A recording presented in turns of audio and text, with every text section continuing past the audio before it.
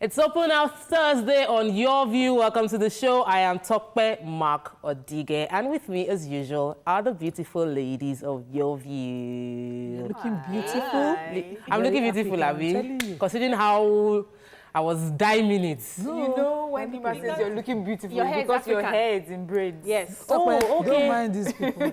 That's the only beauty. Don't mind these people. All these I receive your compliments, Nima. Thank you so much for was looking appreciating. very beautiful as well. Exactly, is looking beautiful, but not very. Okay. You removed the very from her. Imagine. Mariam. Just stick Mariam. to what you Mariam. have. Yeah. I'm trying to Hausa-nize your name more. Some people will say Mariam. Mariam. Yes. Yeah. Okay, so recently I put up pictures of myself when I'd put You on see a your lot cheeks? of... Yeah, I had a lot of weight on. And I keep getting, oh, you looked more beautiful then. Ah. I think so blah, too. blah, blah, blah. I said, I don't care about your preferences. One of our producers today was talking, I loved you much more when you were bigger. The thing is, that full, pretty, plump face you guys see also came with a huge waist and a huge unhealthy tummy. Okay. So the face might have looked nice, but I was unhealthy. So I do like my angular face with my jaw and everything. I love your face now. Thank you. Like, I love your structure. Thank you. And the I'm cheekbone, healthy, and my waist and your waist is, thank you. everything is firm, aligned. As long as you love it, we love it with you. That's just it. Akasha Nimazibiri, what happened on your road today? God of mercy. People of Amod of Ekpele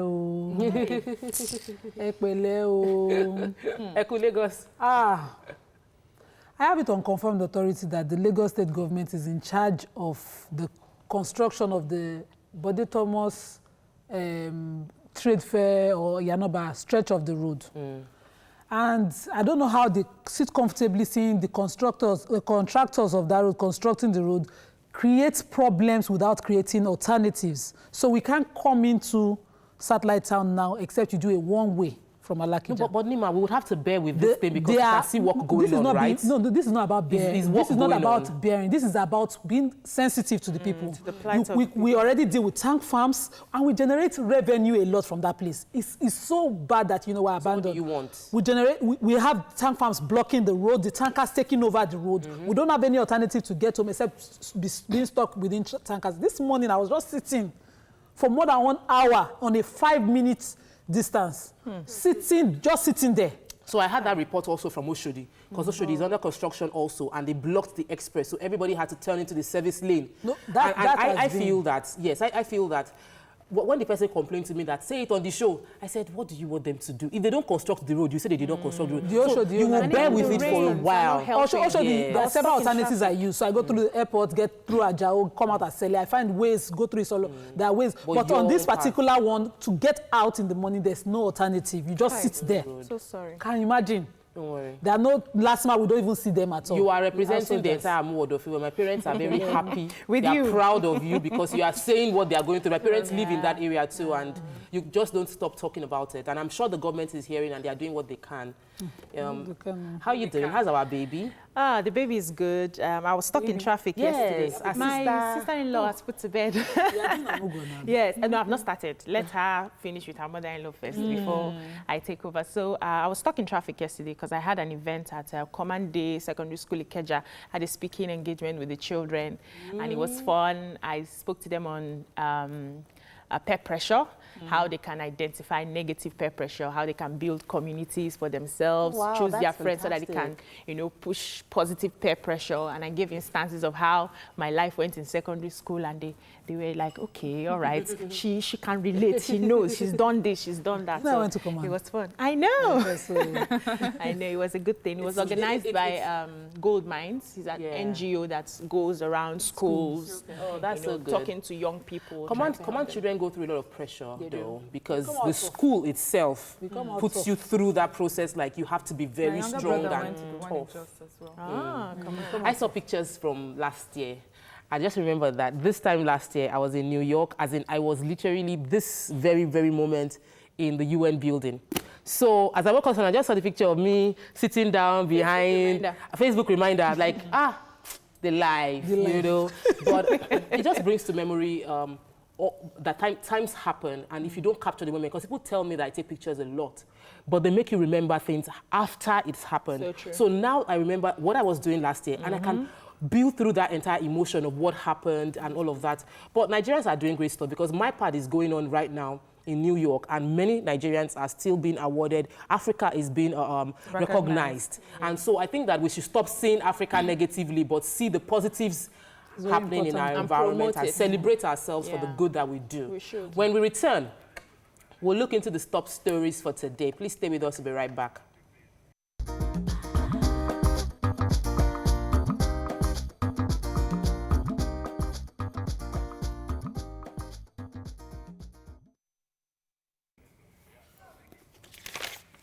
Thanks for staying with us. We'll be starting off the newspaper review for today with The Punch. Major headline: federal government orders lawyers to appeal $200 million security deposits. That comes from The Punch. And there's a demand to return this $250,000 payment if appeal succeeds. And you can't miss the picture. Our President, Muhammadu Buhari, and the Foreign Affairs Minister of South Africa, Lindwe Sisulu, during the arrival of Buhari for a 3-day official visit to South Africa and Pretoria. And in other news, Labour issues October 16th deadline for minimum wage payment. 7 pregnant girls escape from Lagos baby factory. Passenger bus plunges into Ogun River, 10 dead. Customs collect 5 billion naira daily during border closure. That's from Ali. Tribunal upholds Tambowa Ganduje Lalong's elections as governor. Collapsed bridge, Ekiti, most neglected, says Afe Babalola. And I'll remain loyal to Buhari, says Osinbajo. DSS hand over Maina to EFCC for prosecution, and 21 billion unremitted funds. Senate probes 7 oil firms.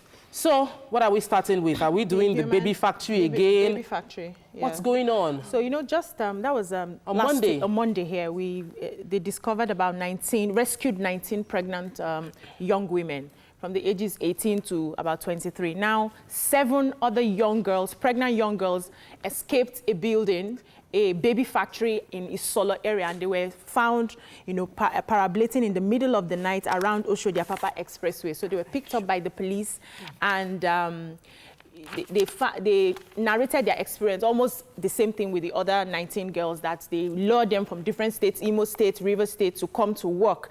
One girl in particular said, a 13-year-old pregnant young girl, said that she was raped in her village, she got pregnant, and then somebody said she didn't know what to do with the baby, and somebody said, we'll help you, and brought her there. So those girls found out that they were going to sell their babies after having the baby, so they decided to run away, but they still have about 13 of them in that building. So the police is on the case already, saying that we should look out for any of the 13 that we see around. People should just make sure they report the case to the police. Yeah, I read that story, and I was hoping that they said that they would say they went back to where those people came from. Villages to announce. No, not the announce. The building. The building where they came from.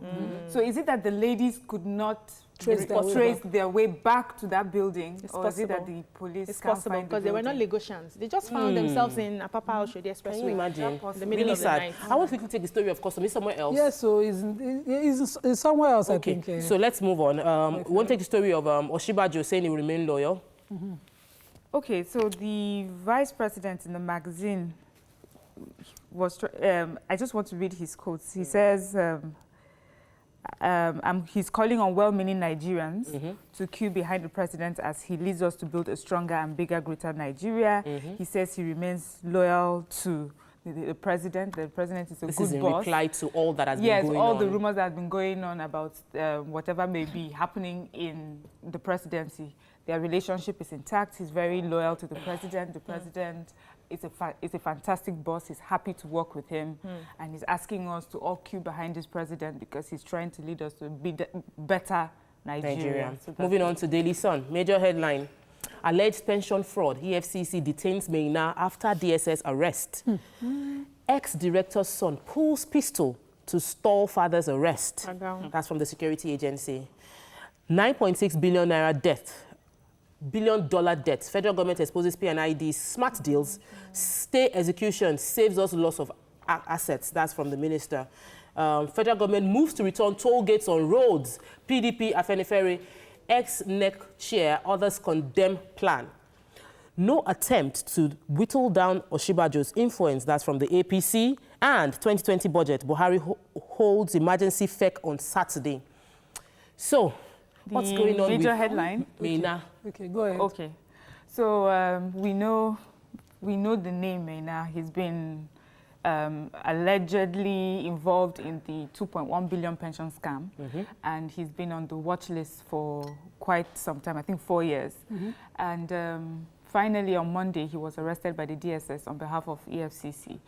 But the twist to the story was that while he was being arrested, that's according to those who did the arrest, they said he was wearing some charms and amulets and some protective vests. And his son, a 20-year-old son, Faisal, was also with him, who pulled out a pistol on the security operatives. You know that part of our story will be our hot topic. So let's just focus on the EFCC. No, the details of what they recovered from him. What did they recover from him? They recover a bulletproof Range Rover Sports utility, what you call it, a BMW salon car, foreign currencies, and one Phantom 7 drone. I beg. Is he working for the CIA?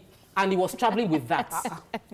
And the son. Let's just add to that, yes, that he's been in the country since June, and they've been trying to get him, and people have been helping protect him, moving So this in was and out, and all opportunity. Those who have been helping him as well have been arrested. So good job to EFCC. Let's move on. Cost over 40 million, just so that Nigeria. He has money now. That's no, I don't know. He stole money. Federal government moves to return toll gates. That story has caused everybody screaming online. Yes. What's so going on? After the FEC meeting yesterday, the Minister of Works and Housing, Babatunde Fashola, said that they are planning to return toll gates to Nigeria, to Lagos at the moment.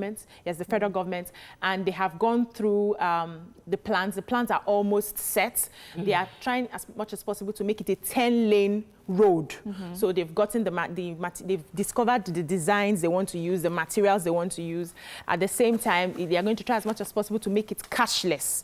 But then PDP, on the other hand, is saying that this is very, very insensitive at this time. Right. That we've had so many policies. The VAT tax is there. You know, a lot of things are being included, and people are suffering. So this is burdened to make up for the loss of the inability of our government to manage and streamline their expenses. This is an indictment on the past government because taxes, toll gates were removed about 10 years ago by Obasanjo's administration for the singular reason that they were not, these taxes were not being captured well. The tolls were paid, but they were not remitting to government. So that was why they were removed. And it was converted to a percentage on our petroleum, the cost of petrol that we buy. So we need to investigate what has happened in between and why we need to bring it back. Yeah, yes. I honestly would like to hear. I know that our minister would have a lot to say before doing this. Let's have the roads before we get told. You know, moving on to Daily Trust. Major headline, how lecturers shuttle to teach in new universities. Maina pulls out a pistol to resist father's arrest. Lagos government investigates airborne disease at Queen's College. P&ID federal government appeals $200 million security deposit judgment. And Senate questions security fund spending.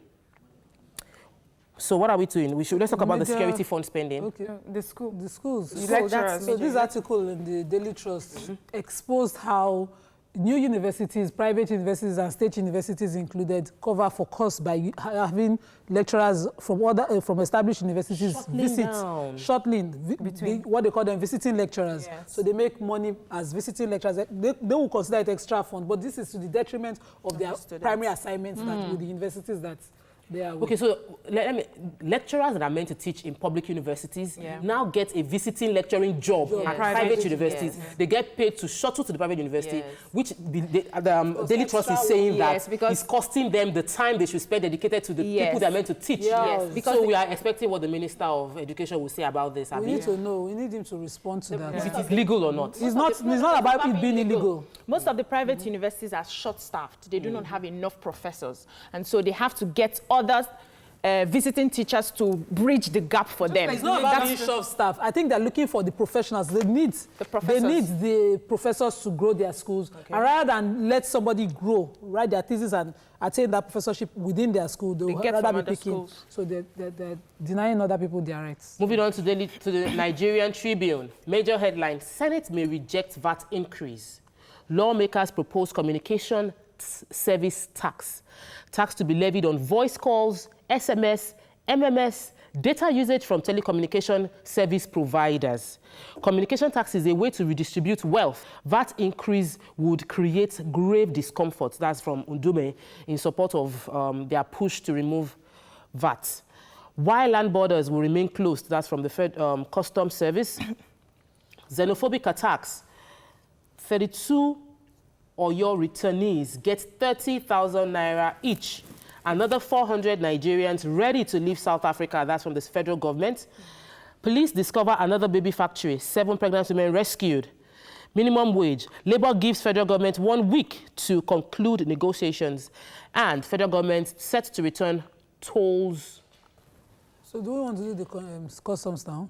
Yes, let's do the customs. So the Controller General of the Customs was addressing the National Assembly while defending the MTEF and the FSP that we're making money, we've made between 4.7 billion to 5.8 billion within this period of border closure. Well, they even made up to 9 billion one day. So that they're making so much money, and that's for that singular reason, because of course we might have the borders closed for longer. Wow. So get legitimate in your business. The VAT. Yes. Yes. So the Senate is saying that likely they may not, approve the VAT. But alternatively, Ali Ndume, the former Senate leader, is pushing for tax acts to establish the communication service tax, meaning that they're going to be taxing data, voice calls, SMS, and everything, saying that the VAT will likely increase goods and services for the people, and it will impoverish the people. But I am wondering if the VAT will impoverish the people, so we that are using phones and data, will it still not? It's the same thing as far as I'm concerned. It's not luxury, it's for business. It's for all right, so that's all we can take on Front Page Review for today. When we return, we'll discuss our lineup of hot topics. Parental. One of which will be the discussion of somebody trying to protect his father by pulling out a gun. Stay with us, we'll be right back.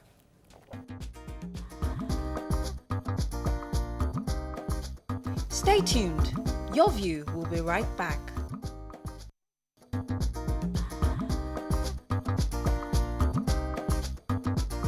Welcome back to Your View. Thanks for staying with us. Recently, a story went viral about a 20-year-old son of a former chairman of the Pension Reform Task Team, that's Abdurrashid Maina, who pulled out a gun on the security agents trying to arrest his father, to resist the arrest. This young boy is a final-year student at the Canadian University of Dubai, where he's studying telecoms engineering. What do you make of this from a parental point of view? And I'm asking this to all the ladies and all of you watching to call us in on 07080668014 and tweet to us at TVC Connect, #YourViewTVC, so we can hear your tweet. So my question is, as a parent, let's hope this never happens to any of us. Let's just pray. We do this, God forbid, God forgive, God, and all that kind of stuff to fear, whatever it is, that this never happens to us. But if you are a mother and you heard that your husband was about to be arrested and your son pulled out a gun to protect his father, how would you feel? What would you do? Mariam. You want to go first? Let me go first, because I actually have a personal story. There was a time, a long time ago, I was in my teens. My mom and I went somewhere, and these touts, I don't know what it was about, but they were just talking around my mom and shouting at her and things like that. And I was standing right beside her, and before you knew it, I was skinny as a rake there, screaming and shouting as well. And she was like, go and get the police, But, for me, I was willing to stand and protect my mom. So I was standing in front of her and screaming. Oh, wow. Obviously, those boys, if they really meant to hurt me, they would have, just broken me into tiny pieces. But as far as I was concerned, I needed to protect my mom. And I remember being upset, because after the incident, my mom, washed me. She was like, that was such a stupid thing to do. What if they had hurt you? You don't do that. You're in a dangerous place. You go and get the necessary help. Help. So in his case, I understand that first response to protect your parents, but sadly, his parenting, the way he decided to show, his love, loyalty, showed the sort of parenting he's had. That you pull out a gun on security operatives. I mean, who? That you should even have a gun. World, exactly. The world knows that these are people that are in charge of security arms, of arms, and also, making sure that the law is being, followed. And they have come to your home. The best thing to do is really just follow your father with them to make sure that they take him to where he's supposed to be. You know exactly where he ends up. Nima highlighted this story for us. She was like, are you not going to discuss this topic? So what was your opinion when you saw that? No, this broke my heart because we're talking about a 20-year-old young man, no longer a son, but then... No longer a boy. No longer a boy, no longer a baby, Abi. So this young man was with his dad, who's tried to evade the law enforcement agents for 2 years. So he's very well aware of the dangers and the consequence of, his father's evasion, number one, number two, his father's arrest, the possible consequence of it, and that was what he was trying to prevent. So it was clear. Deliberate. It was clear that, there was an allegation of a serious crime against his father, most likely for which he will go to prison for a very long time, and he was trying to prevent that. So that's not defending the family. That's joining and aiding and abetting a crime. Yes, a likely crime, yes. So you are clear. He's a 20-year-old young man now. Yes, so you're saying that if they choose to prosecute, or can they have a in fact, because of this, preventing, the peaceful carrying out of their duties, I think he himself is now culpable. He should be, himself should be prosecuted. There's a different charge for him. But what I'm trying to say is that as a young person, being clear. Okay, some time ago, I visited my parents and I met my neighbor's shop locked. So my dad was very agitated that they've been locking this shop over and over. They are punishing her. I think she has a competition. So the competition is using government to come and lock the shop. And I called the woman. I said, come, what are you supposed to pay as dues to local government for operating this shop? She was like, I pay everything. We pay, and artisans, they have an association they pay through. Yeah. So I put her in my car, even though I was running late, drove her back to the local government office, and I found out what she was supposed to pay. Even though the officials, the local government is trying to help us, get us to pay outside record, I insisted they give her a bill. We go to the local government or the bank, pay, generates a receipt, come here and pay, and you no longer have a right to disturb her business for the next 1 year. That's doing it legally. So you have to do the right thing. Even though I knew I had the influence to tell them, I didn't stand for that. I cannot be associated with that. What about the fact that he had a gun?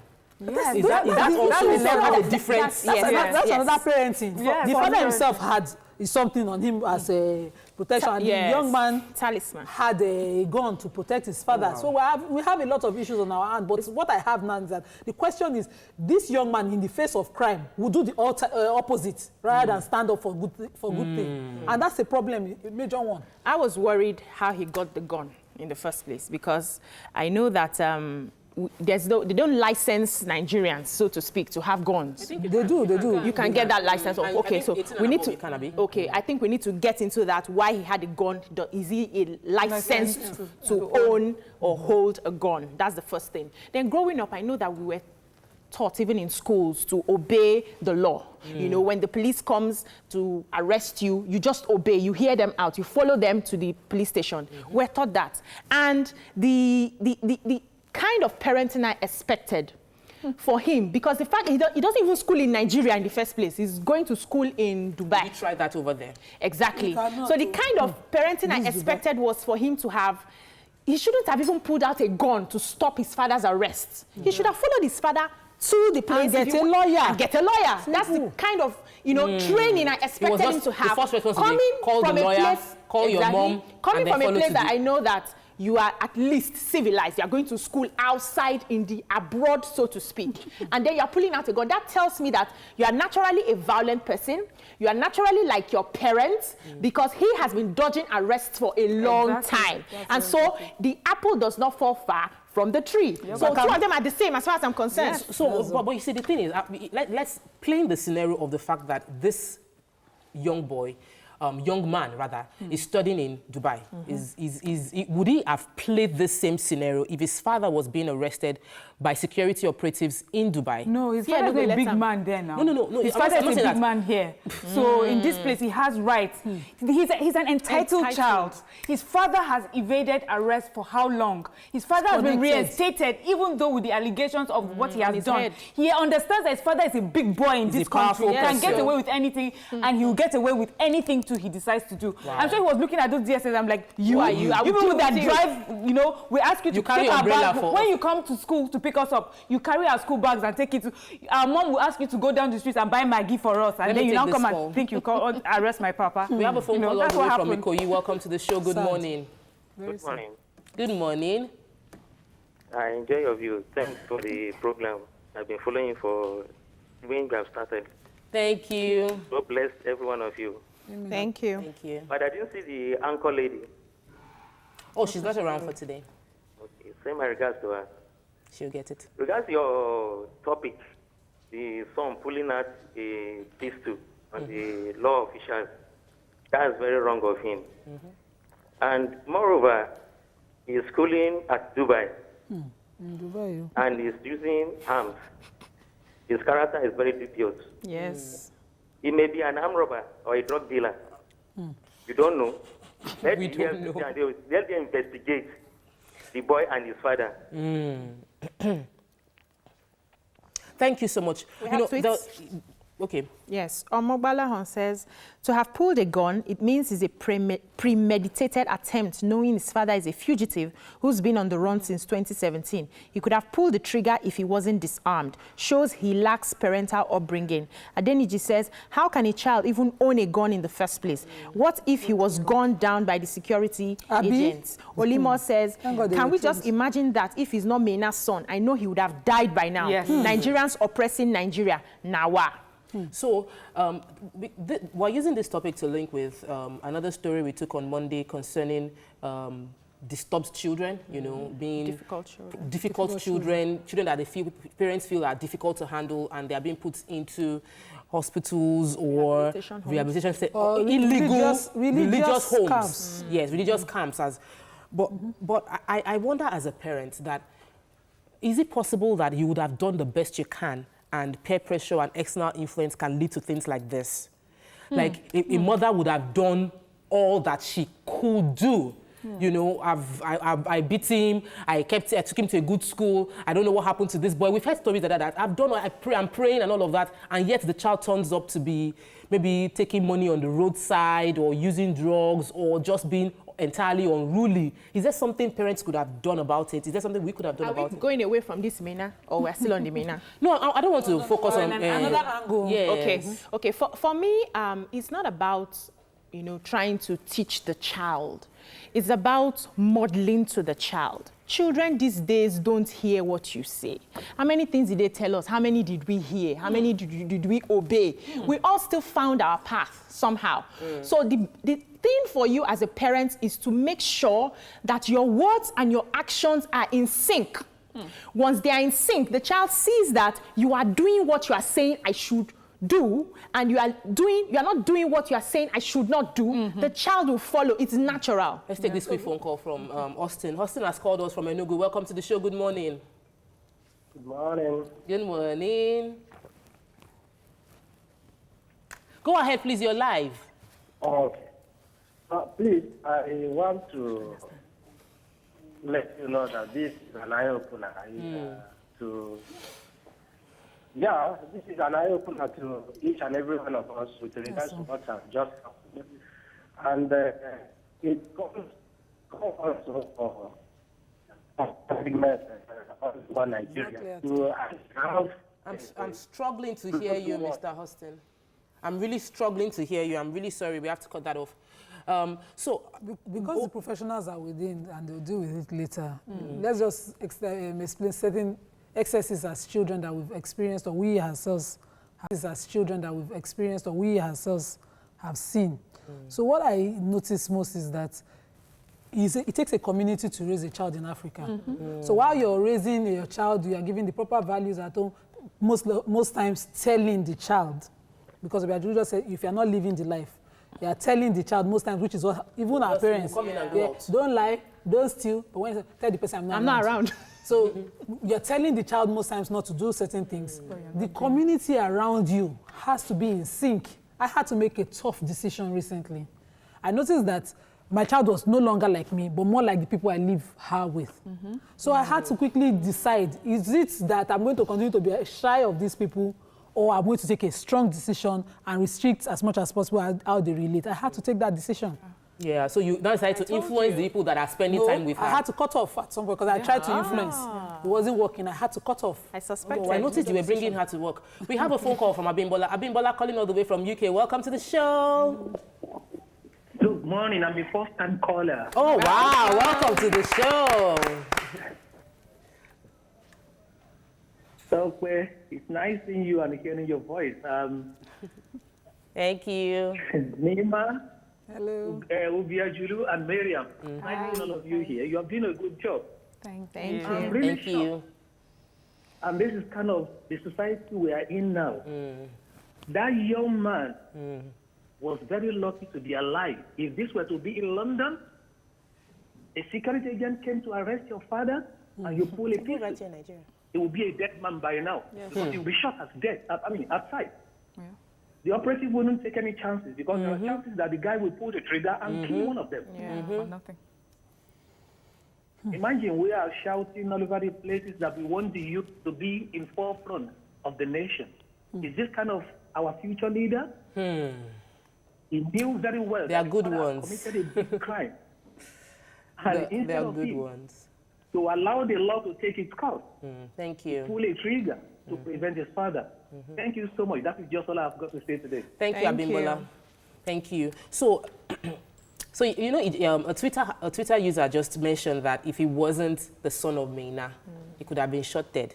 Because there are many other videos we've seen going viral of people that had no gun. No gun, no. And yet they were shot. Then you now see someone that has a gun and it still wasn't shot. Oh, we should be thankful it's the DSS who carried out this operation because we've not heard the DSS side of the story. Because they are trained. Very true. So we're going to take a quick break now. When we come back, we're going to be discussing generally the challenges parents face, what we can do. Many parents are seeing traits of unruliness in their children, or just they don't have the capacity to handle them and they don't know what to do. So we brought in a professional that would guide us through how to raise children that we see might be turning out a bit difficult and bring them back home and making so that we have children that we'll be proud of. Because like the caller just said now, our children are the future of tomorrow, and then we're raising children that we're worried that we can't hand over the future to them. Is a problem that we're going to address today. Stay with us, we'll be right back.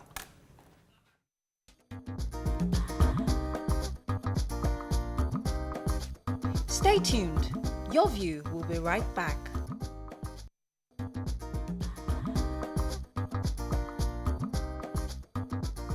Welcome back to Your View.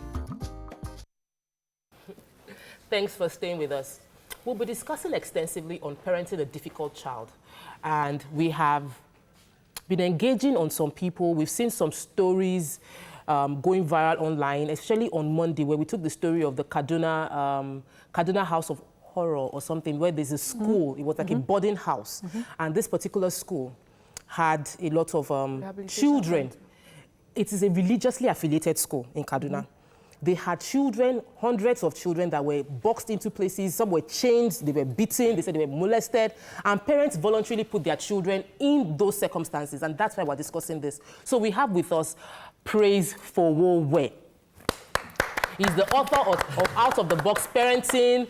And I've learned a lot from every time I engage with you. So I'm excited that you're here today. And I'm sure our audience would learn a lot from you too. So when this story broke, we discussed it. We discussed the legal angle. We discussed with people that are in Kaduna State and asked, oh, why would this thing happen? But after the show, we spoke to ourselves that, but why would parents go and drop their own children voluntarily in a place where you would not see them for the next 3 months? They're not allowed in.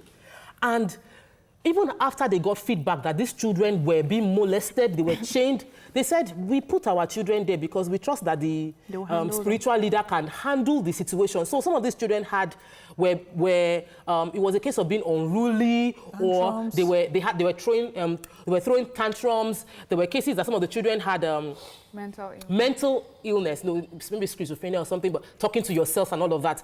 And in between all of this, parents didn't know what to do. So they dump the children where they feel will be good, even regardless of where it could be harmful. But before I let you delve into it, I would like to invite our callers. Please join the conversation by calling us on 070-8066-8014. I said it so fast, but it's on the screen. And I hope our production team will leave it there long enough for you to be able to call in. I know a lot of you complain that the numbers just stay and then goes. Or you could tweet to us at TVC Connect. Please hashtag your view so we could take your opinion. So, from our hot topic to this story, what are we missing as a society? You know, in Nigeria and Africa, we're very religious. So there is something in our unconscious mind, I think it's a programming that's been put there, that says that the religious houses, the pastor or the imam, as is Bobo and She, I mean, is all of the above, he can do all things. You know, so consistently, I mean, when I go to speak in churches, you know, even though I'm not ordained as a pastor, you know, people want to send their children to me. They want them to come and live in my house. They give access, you know, and I've seen it happen. You know, I ran a meeting in Ajegunle. I had access to 460 children, young people, every Sunday evening for 8 years. None of their parents showed up. They didn't even know if I was they didn't know whether I was a pedophile or anything. So there is this mentality that the pastor or an the extension imam, of God. Yeah, solves all the problems, you know. So, and it's not even just about parenting, you know. When, if you fall down in any nation of the world, they'll call 911 because they will call the ambulance. Here, people will, call the pastor, they will call, you know, so it's a problem that people don't even know where to go, they don't know what to do. And by abdicating your responsibilities, you know, to someone else. I mean, consistently when parents say to me, you know, we know you are the only one that can talk to our child, and I'm asking, is it my child or your child? You know, they assume that the person they are taking their child to is perfect, has no problem of his own children, you know, so, and people hide from themselves. It worries me, even when I see the pressure we face as professionals. Please. What you just said is loaded. And I've heard it many times, where parents would say, go and talk to the pastor. He's the only one that, the pastor is the only one that you listen to, or talk to your auntie. And is this the source of the problem though? Like, I think that this is just like, these are fruits from a tree that is damaged. So how do we deal with that? How do we deal with the damaged tree itself? We first need to embrace professionalism. And the pastors need to now, and the religious leaders need to be humble enough to admit that there are some things they're not skilled to handle. Thank you. Right? You must learn to refer because, you know, I mean, I hear some cases and I'm like, if this happens in other countries, you'll be in jail as a pastor. You will be in jail. I mean, someone, I don't know if you follow the case of the guy who was a serial killer, and he said he went to confide in the pastor that he's been killing, and they said you should come for a program in church. Hey. You're already an accomplice to the crime. The one in Port Harcourt. Yeah, you're already an accomplice. So there are things that we get away with here. You know, how do you keep a child? I mean, professionally, you don't have access to a child that is less than 18 without the parents there. We insist parents need to be around because that child is a minor. If the child screams while you're in the counseling room with him and says you're trying to fondle with him, you will go to jail. Right. Let's bring it back to this Kaduna House of Horror case now, because those parents didn't know how to deal with the situation. Yeah. They don't know what to do. They have children that seem to be hearing voices, and they have cases where they feel the child is just being disobedient. Because I have 3 kids and they are boys and they are very strong.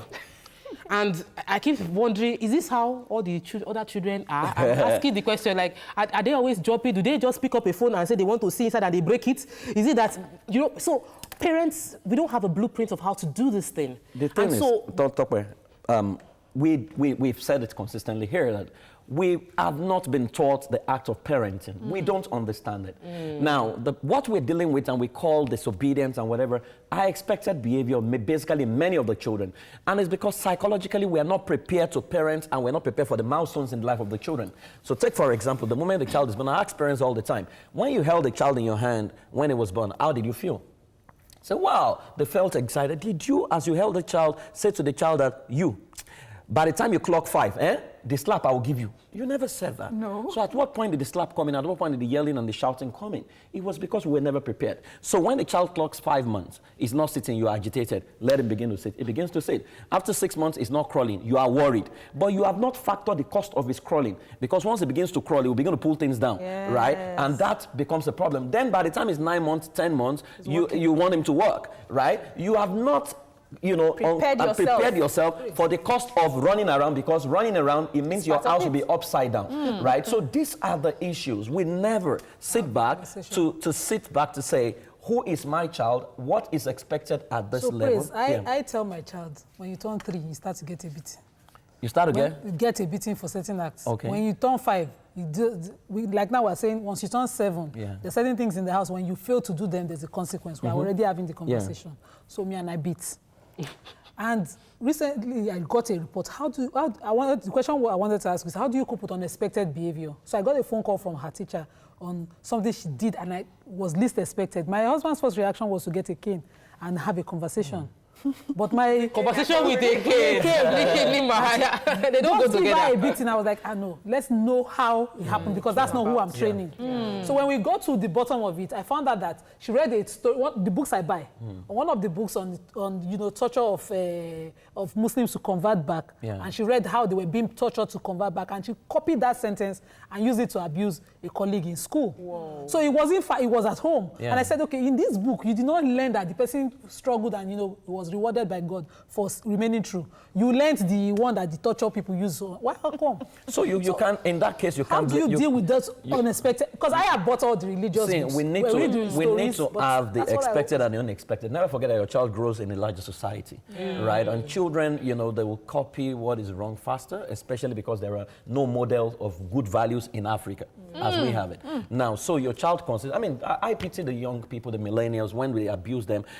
What role models do they see in government? What kind of leadership do they see? They see their parents pray and follow God and they are poor. They see the people don't follow God and they are rich. And they begin to question those kind of things. And we don't have those kind of discussions. So you cannot totally blame the children. A child is a child. A child will do stuff. You need to get ready that your child is going to do stuff. Your response, however, which I like the fact that because we're part of, I'm not saying don't beat, but before you beat, can you engage your child? Never beat a child without giving him room to defend himself, right? Because by the time because beating does not solve any behavior. Beating does not correct a behavioral problem. There's a model in Norway. Norway used to do corporal punishment, and they realized that the more they beat prisoners, after they released them, they went to rob again within 1 week. Then they came to a conclusion that when you treat a human being like an animal, it will respond like an animal. When you treat a human being like a human being long enough, it will respond as a human being. Then when you treat a human being like a royalty, it will respond back like a royalty. So they changed their prison system to a 5-star hotel system. And they used every opportunity, because every time your child misbehaves, it's an opportunity to remind him of who he is. Because the environment is contending with your child's identity. That is the biggest problem. The identity is being confronted. It's being told, you need to be naked to blow. He's seen it, and he's seen people who have been naked and they have blown, becoming ambassadors to brands. He's seen it. It's so the society is giving him a different message than you are giving him. His identity is in contention. Yes, we have a call from Adisa. Adisa called all the way from Oshodi. Welcome to the show. Good morning. Yeah, good morning, Topper. Sorry we kept you waiting for so long, but I wanted him to land the point. Becoming ambassadors to brands, he's seeing it. So the society is giving him a different message than you are giving him. His identity is in contention. Yes, we have a call from Adisa. Adisa called all the way from Oshodi. Welcome to the show. Good morning. Yeah, good morning, Topper. Sorry we kept you waiting for so long, but I wanted him to land the point. Too extraordinarily long, but I'm sorry. I don't mind. Anyway, a child is a child. I bought a sofa. I bought a sofa, and in less than 2 weeks, my son just used blade to destroy the sofa. No, I couldn't even beat him. I was like, what kind of boy is this? Okay, anyway, let me just let go of it. And then I forgot about that. He breaks so many things in the house, and I see him as a child. But that's not my point. I want to make point about Maina's son. Look, now, a guy called from London, and it was like, if it were to be in the UK, the police will have, the DSS will have shot that guy. Now, this is where we find ourselves. UK is a lawful society. Nigeria is a lawless society. Please, let me make my point. Now, when the government official is portraying to citizens that this country is not a lawful society, the citizen tends to misbehave. And that's what Mina's son did. Because Mina's son saw it as, you can do anything in this country and go away with it. This is the same DSS that court will give order and they will not follow the order. Are you with me? So, look, the youth in this country are seeing what the government are doing. And the youth understand it's a lawless society. And they can do anything as well as a youth and go away with it. We have so many examples in this country where politicians, top high-ranking officials, go away with things in this country. And that's what the youth are senator. Sorry, we lost your call, Adisa. You touched on something that touched my heart now. You know, that you have to remind the child of who he is. Yes. And I know that every soul has greatness. Yeah. We have greatness in all of us. Yeah.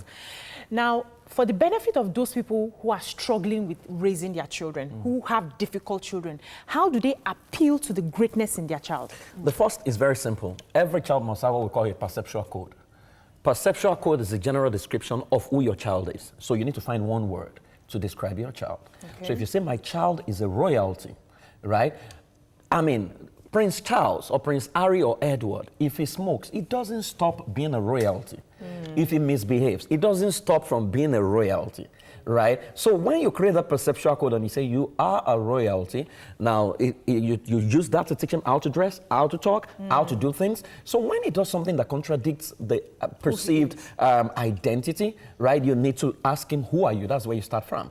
You know, because if you don't consistently, and you see, the challenge is with our own identity is even missing, is lost. Right? So how does a parent who is insecure, has low self-esteem, raise a child that is balanced? That is where to start from, which is why, you know, when we do out of the box parenting, the first thing we want to do is to heal you. Right? Because if you don't get healed, you're going to transfer aggression, because what do you see when your child, what do you call misbehavior? Sometimes, so you drop your iPhone, 9 or something, right? And you have a 4-year-old who now comes to unscrew it, you're going to beat that child. Because what you're thinking is how much, maybe you have not even finished paying, right? But that child is an explorer. He's checking what is in here. Maybe that's an engineer, right? Because the question you are not asking is, you know, you have a 4-year-old, you should have enough awareness as an adult to know that you should not put that thing away from children, right? So you have not created the right environment, and you are punishing a child for being a child. He's a child, for crying out loud. He's going to do, he doesn't know the price of the iPhone. He doesn't even know whether you bought it or something. Right? It's a child, right? So what we do constantly is punish a child for being a child. But what we need to do, can we first find ourselves and heal? Because once you find yourself and you heal, the energy that comes out of you is who you are. And that extends to your child. Your life must be inspiring enough for your child to say, I want to be like my dad. So some people would say that this issues that we're talking about is baby issues. Some people are dealing with children who are drug users. Yes. Who they feel that I have trained you. In fact, you're not the only child I have. How come all the other children are behaving properly and you're a drug user? You just went off to secondary school and became a monster. And they're listening to us and thinking, this is baby. How does a parent now who feels, look at who I am in society, in church, people in my compound even know the sort of person I am. People's children wish I was their parent, and look at the child I have birthed. So I say to parents that, I mean, and let's be real. Consistently, I see a trend. A lot of children who are going to Canada for masters, they come back smoking marijuana, and their parents are worried. And they say, no, it was Canada that changed my child. Is this nation? I said, no. Canada only test run your child and give you a report card of what you have done. Right? Because a well-trained child doesn't become bad overnight. Something has happened somewhere that you did not pick. Right? So when parents say, I raise you well, how? Can you show me the template? Because, see, in the parenting quadrant or in transformational quadrant, the base of the quadrant is the result that you want, right? The left side is the belief, and the behavior is at the epic. Now, the thing is, parenting is like acting a role. For your child to become who he needs to become, you need to become who you need to become for your child to get that result. Problem is, we retain who we are, we don't become who we need to become for the child to get the result, and we expect the child to become that result. This child is not the only child in the family. Now, you see, you need to understand that children respond differently. So if you have an intimidating Oma in the family, right, he may obey rules and regulations, but he will break them. Creative convertible is not even aware of the rule, no matter how much you try to cause the rule, right? So how have you been able to identify that this child is different from this child? Because there are children, if daddy says it, they don't go against it. But there are children who will question it. Those ones suffer in Africa. They even suffer in school because our educational system is designed for you not to question people. And that's why I was sharing somewhere yesterday, and I said, have you asked yourself, why do we call what we take in school subjects? And what is the meaning of a subject? Right? Ultimately, the real meaning of a subject is to subject you to become a subject to what you have been taught, right? So you have a teacher who stands in front of you and says, you cannot question in this class. Meanwhile, you have a creative convertible who loves to question all the time, right? So you suppress his ability to question. Because never forget, when you see drug and whatever, they are coping mechanism. The question I ask as a therapist is, when your child is doing drug, what is the child running away from? And why is he running towards drug? He's running away from something. Whether he's doing masturbation, whether he's having illicit sex, whether he's on drug, he's running away from something. And what is he running away from? What is missing in your child? The vacuum in his life that is using that coping mechanism to fill. Once you find that out, that's how we do therapy and that's how we heal people. Right? So a lot of the parents have, you see children who their parents can't even talk to them. I have a child that we're handling who says to me that she started sniffing marijuana and she couldn't tell her parent. And why did she start sniffing marijuana? Because something went bad at school, right? And she was trying to fix it because she couldn't even tell her parents that she's dropped out of school. Do children have any blame in this parenting thing? They have. Okay. They have. Because now you're making sense. No. It's all parents. No, it's not. We need to go on a break because he just dropped, what he just dropped is heavy. But we'll continue this conversation. We'll take a quick break now. When we come back, keep tweeting and keep calling. We'll take your comments and stay with us. We'll be right back.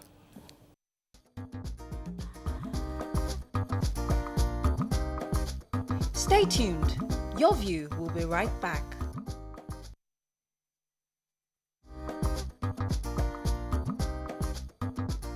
Welcome back to Your View. Thanks for staying with us. So, I like when you said that bringing the awareness of who you are, reiterating the identity of your child.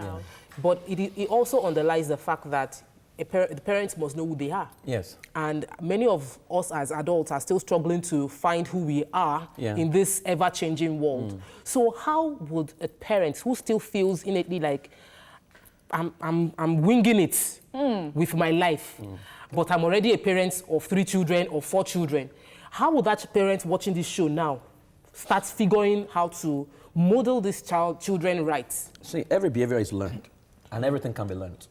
The challenge I have is the arrogance with which we treat ignorance. You know we don't know. The next thing is find information to know. But we will pretend as if once we pray, it's going to happen. And I think that's the greatest bane. I'm very scientific in my approach to things, and I tell people, right, you cannot wish it. You don't have it, right? So you need to first step down and get knowledge and go and look for knowledge. Where is it? And information is available on YouTube, available everywhere. You just hit one spot now. Let me take this call from Amara. Okay. Welcome to the show. Good morning, Amara. Hello, Papa. Good morning. Good morning. My first time calling. You ladies are beautiful. Welcome to the show. Good to have you. Yeah, so I just want to contribute to the parenting strategy. Look, the thing is, I'll say something. Every child has a disciplinary language. It is your duty as a parent to figure out your child's disciplinary language. I think that's the first step. Because in Nigeria, we come from a society where a child does something wrong, and the first thing that comes to the man's mind or the woman's mind is punish him and beat him, or do something that would serve as a deterrent for him not to do that thing again. But that's not always the situation. Growing up, I had a very stubborn elder brother. My brother was so stubborn that my parents moved everybody out of England because of him. Because my parents felt that if we live in England, they wouldn't be able to raise him the way they wanted to. But fast forward to today, I'm speaking of 18 years after we all left England. My brother is still like that. He still doesn't listen. You know, the only difference now is that he's such a grown-up adult that my parents cannot start beating him like they used to. I don't know if that makes sense. Yeah, totally. But now my parents are realizing that they should have used a better approach to raise him. And then we end up praying and praying and praying. Yes, we have a God up there, but you know, God will not do for you the things that you can do for yourself. Thank you. He has given us what we need. You know what? Shima was going to say something. Sorry, Nema, before I just wanted to respond to something. She mentioned the word discipline. The word discipline is from the word discipleship. When you understand discipleship, you understand discipline. Discipline is not punishment. Discipleship starts with modeling and instruction and correction. It has little or nothing to do with caning, spanking, yelling, right? Because the goal of discipleship is formation to help the person being discipled to become himself. And we don't understand that. I just wanted to pass that comment. Yes. So when you mentioned that you don't know, that's talking to parents, and you're so arrogant in ignorance that you still don't want to find out how to know. Because of my career as a lawyer, I've seen families where somebody believes they are the fountain of knowledge for parenting, and they are far from knowing, such that that ignorance is what is bringing the destruction in the family. You don't even understand the consequence of it on your child or your spouse. You are insisting, as the head of this house and as the head, I don't talk finish. All you do as discipline is seize whatever gives joy to parties. So if your wife is happy, seize the car. If your child is happy, seize the tab. If don't go to school. So till you destroy the house, you are still believing that the fountain of knowledge. This person does not know, he doesn't know. But that's how do we approach parents who don't? You see them maybe in families or as clients. How do you deal with parents? Tell them you don't know. You know, some people rather die than change. You know, so sometimes you can bypass conscious resistance. When I deal with such people, I use questioning. I question them, right? Who taught you about parenting? You say, my father. In what culture were you taught? You say, Yoruba culture. Can you tell me the report card of that culture based on the global scheme of things in terms of invention, innovation, and result?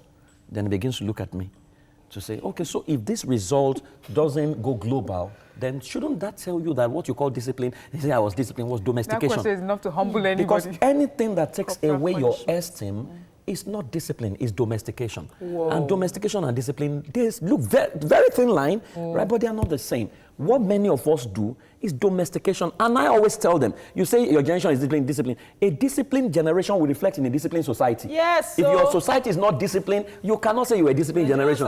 You were a domesticated generation because you were beaten black. You don't think. Right. And that's what has happened to us. So, and that's what we keep insisting. I want my child to turn out like me. Your child cannot turn out like you because the challenges of the future is not the challenges you faced. Right? And you need to understand that. Because what is tearing our children, I mean, I'm petrified every time I see what people are celebrating, what we clap for, and that's what society. Culture is what are we going to accept, what are we going to reject. When I say what we accept, we can't change the culture. Let me take this phone call. Which is why your family culture now becomes very important in all of this. Sure.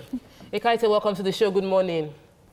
Hello, Ekaite, first time caller calling from welcome to the show. Good to have you. Yeah, this is a very important discourse, and I just thought to take part in it. I've been listening to our guest, and I'm really very concerned. Thank you. I'm really very concerned on the one biblical implication of training up children. The Bible says, "Foolishness binds the heart of the child, and the word of correction will drive it far away." Proverbs 22, verse 15. It says, "Do not refrain flogging from a child, because if you do, the child will not die." Proverbs 23, verse 13. So you see, we try to copy this Western culture on how to bring up our children. And we pretend, and we just, whether pretending or just trying to to westernize our own system of bringing up children. I remember growing up as a kid. If I do any little thing, my mom slaps me. And you see, I haven't left my parents to the university then in Unical. And for the first time, I was going out with some friends for a party. And we came in late in the night, and some police guys stopped us. And we're like, "Where are you people coming from?" Do you know the fear in my mind? All I kept screaming was, "My dad will kill me. My father will kill me. Oh my God. Who sent me? My dad will kill me." But you see, when we try to copy these Western cultures and we ignore the basics of training, which is actually rooted in the Bible, at the end of the day, our environment does not correspond with theirs. We end up bringing children. Okay. I want to respond to what she has said. Now, she's contradicting so many things. Yes.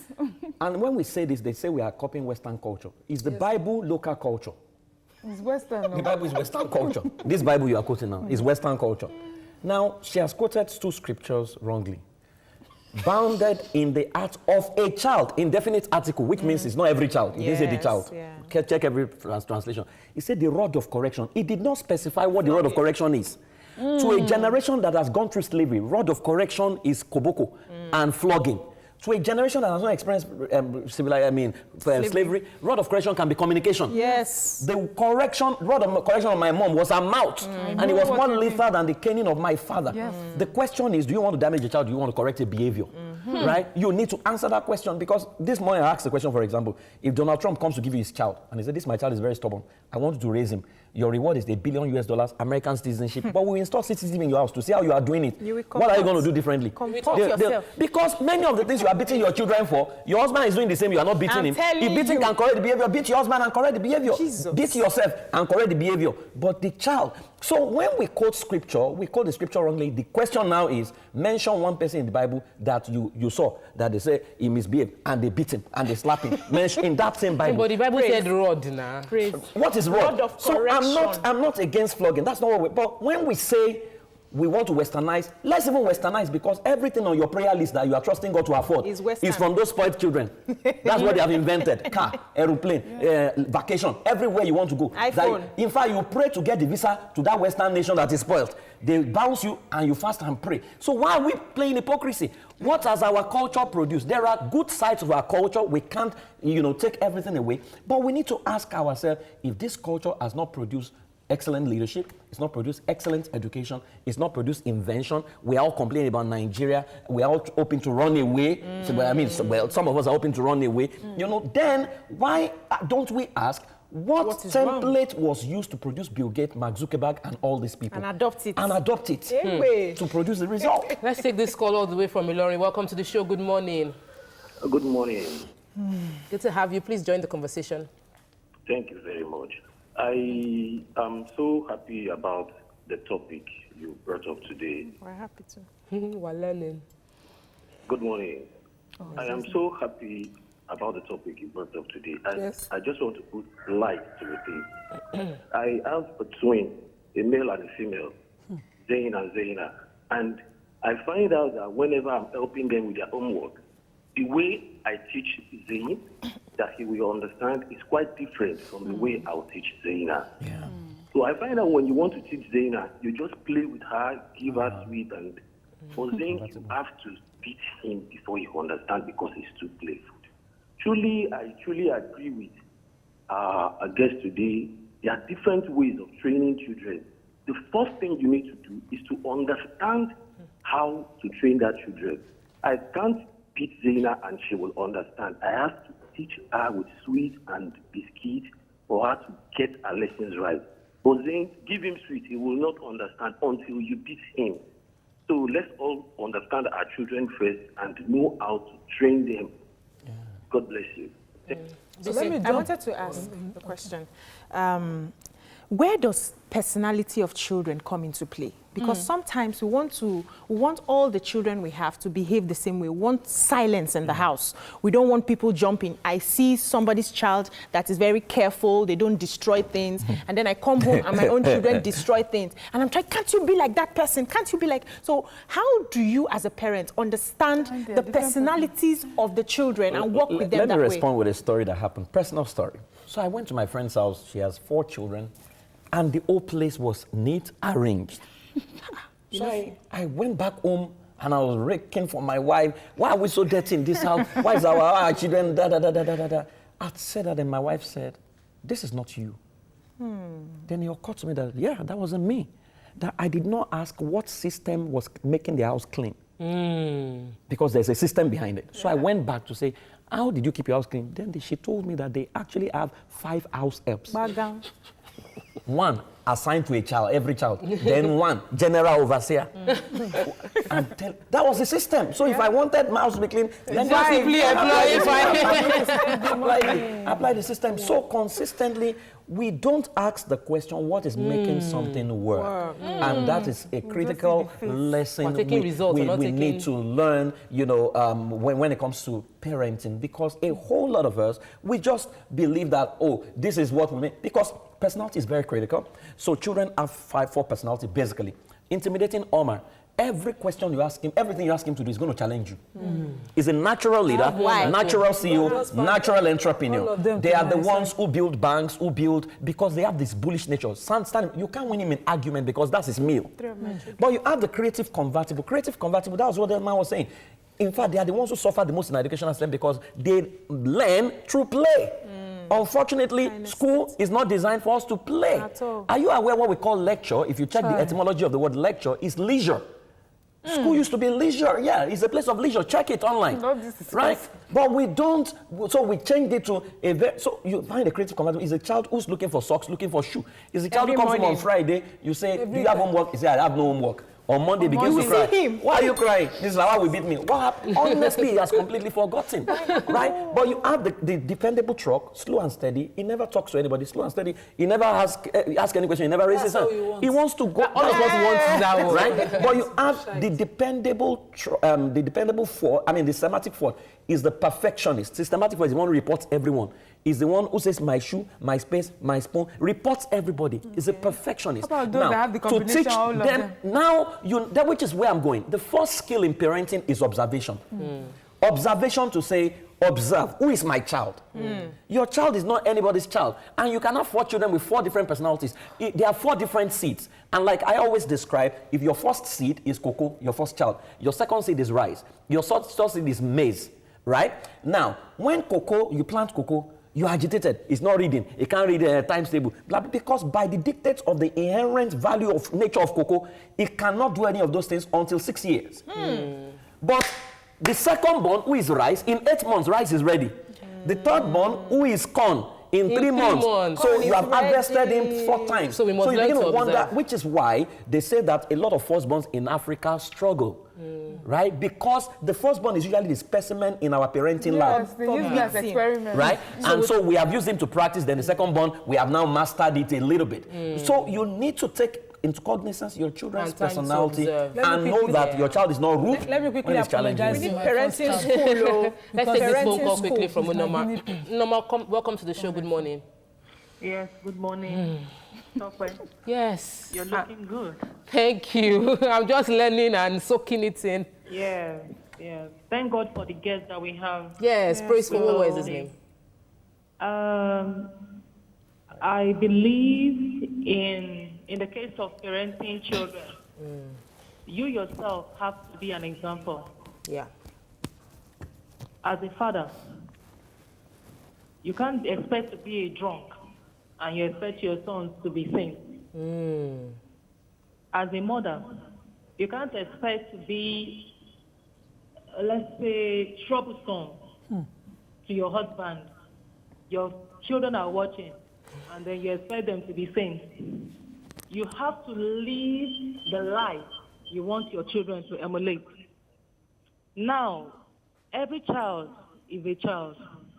In fact, children are children until the age of, I'm thinking of, let's say, 13. There are stages. Children have to be children when they are children. If a child breaks a cup, you can't blame him. He's a child. When he becomes an adult, you will take it as a mistake. You have to allow children to be children first. Then find a way to have this relationship whereby you can make them see life the way they should see life. Develop that relationship whereby you install this kind of view of the way life should be.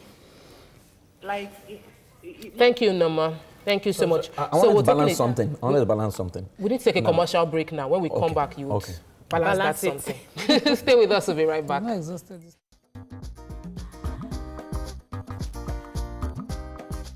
Stay tuned. Your View will be right back.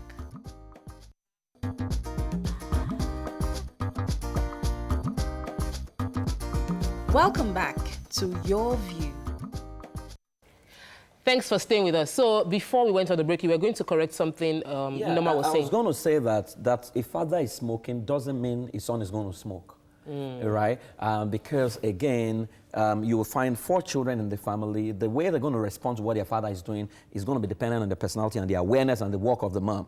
Because their father can be a warning to them, or it can also be a model to them, right? So for children whose father is a warning to say, this is the life I don't want to live, you find them turning the exact opposite, right? But for the one who say, if my father can do it, I can also do it, you know, you find them doing it. So it's not cast in stone that your father is misbehaving, you're going to misbehave. Mariam? Yes, I have one question, which is, there are some children that need to make mistakes before they learn. Yes. And as a parent, you're afraid for them. Is there anything you can do as a parent to sort of correct that child, or you just need to let that child go? Your job is to guide in the way he should go, not the way you want him to go, your preference. Right? Well, you can see that. So your child wants to be a boxer, world heavyweight boxing champion. Then you are praying he should not be punched. He should not be punched. Because as a mother, you don't want that. How is he going to become world heavyweight champion if he doesn't get punched? By the dictates of his destiny, he will be punched. He will be his eyes will be blind. One eye, you'll be treated. So your own is just to take care of him. Guide. Get him as much training. And you see, it's because many of us are emotionally attached to our children. Shouldn't we be? No. If you understand what parenting is, you will understand that you are simply a channel that the heaven has chosen for that child to arrive on this planet. So you are a steward. You are not the owner. You're not the owner. When you understand that, your personality will not, or your identity will not be tied to your child, so that you know how to release effectively. Because parents don't know how to release and when to release. Okay, before you release. There are 2 questions. I was waiting to ask one question based on the callers that called from France. So I was beaten as a child, but not all my life. Yes. Especially when I was an adolescent, it was more of conversations. I wanted to ask you that, we know we have to reprimand a child. Yes. What is that phase where you have to do it quick? For those of us who are looking to parent, to just have children, where should you start? When should you stop? At what stage, each model, what should you do? Okay, so there are different children. There are different milestones and developmental stages, right? And there are different correctional codes depending on who your child is, which is why I'm not against beating. However, before you beat, I've said it on this show before. Never beat a child for what you have not taught him. 2, never beat a child without giving him opportunity to assimilate what you have taught him, because he needs to master it. Never beat a child when you are hungry, because you're going to damage him. Never beat a child when there is no data and proof to back that beating can correct the behavior. Don't beat a child. No, you beat a child. Never beat a child when there are other alternative measures to correcting behavior than beating. 5, 6, never beat a child without giving the opportunity to defend himself. Then never beat a child without agreeing to, with him prior to the time the offense is committed, the punitive measure for that offense. So if you have agreed that this particular offense, it is 5 strokes, then there will be consequences. But we don't go through all those things. Everything is just being. My children know the consequences of some action. Because the other extreme is to now say, don't touch a child, don't touch. That's another extreme. It's going to create crisis. You need to strike a balance. But you need to strike the balance in a way that is fair. Right? It's not as if it's depending on your emotion, because that's what many of us do. It's in fact, sometimes you beat a child, then you sit back and say, what has he done? What have I done? Exactly. Then you realize that it was transfer of aggression from where you are coming from. That you have transferred on your child. Don't damage the child. We need a parenting Every time you are... There is a parenting school. It's an 18-year curriculum. And never forget, parenting is about moments. Because when your child leaves you, what will he remember? Moments that you spend together. So there are lessons you want to teach a child. You take him to a poolside to teach him. So it's called anchoring. So that every time he sees a pool, he remembers the lesson. There are lessons you take to the roadside, so that when he sees the road, he remembers the lesson. Is there room for mistake in parenting at all? You make mistakes. You make mistakes. You make mistakes. Some of us are hearing these things for the first time. Yeah. Some people are watching and they are hearing this for the first time. We've always brought praise is loaded, and every time you come, you drop so many things that I think you might just blow past you. So if you have heard everything and you don't know which one you're going to do one thing. Create an identity for your child and your family, and remind your child of who he or she is, and do your job, observation. Observe all the time. So if those are the 2 things you can do, you've learned a lot today. Thank you so much, Praise, for coming. We love you. We love having you on the show. We love learning from you. And we would like to do a shout out to Mr. Wande Oshetokun. Happy 50th birthday. He is our senior credit controller in TVC. Wow. And so we're shouting out to you. Thanks for all that you do. That's all we can take on the show today. Have a great day. See you all tomorrow. Bye.